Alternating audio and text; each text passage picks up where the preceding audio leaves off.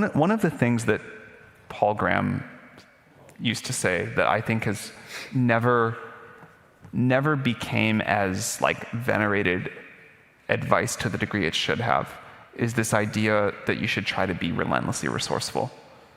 And that surprisingly often, if you just like keep looking for new attack vectors on a problem in front of you, you can figure it out.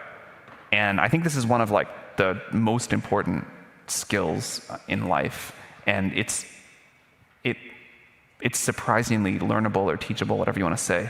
And it works like in almost all scenarios. Can you give us an example of a time it worked? I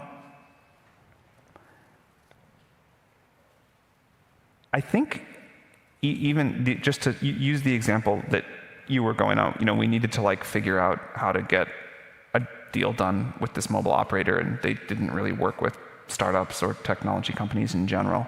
And we probably tried 30 different paths into this company.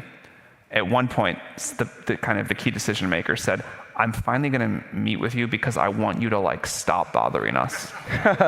It's like too many things, but like you can just like keep doing that until something works. And I think like most people at kind of like the first ignored email or the first like path where you don't find the right person into a company, or at least the second, would just stop. And I was probably like, it was like a life and death thing for our company, so we were very motivated to do it. But it was probably like, 30 different points of contact. Right.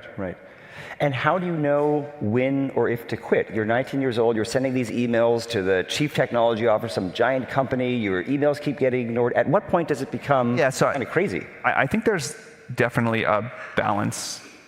You can clearly like take it too far and not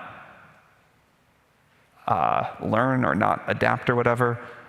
But I've never figured out the question that when I was running YC that startups would always ask is like, how do I know when to give up on my startup? And I spent a lot of time trying to come up with like here's the rubric for it. I never did.